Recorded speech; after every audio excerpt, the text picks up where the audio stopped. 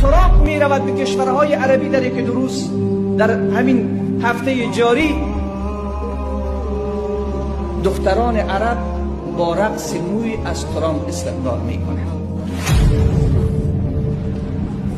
ندیدید در صفحات دخترانی که پدرانشان عمر بود، ابوبکر بود، عثمان بود، علی بود، سعد بود،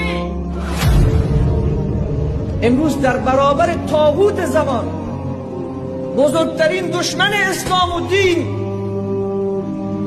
رقص مو را به استقبال ترامپ انجام میده و طیاره‌ای با قیمت 400 میلیون دلار به ترامپ هدیه داده میشه. فرزند کوچک بیگناه غزه نان برای خوردن نداره.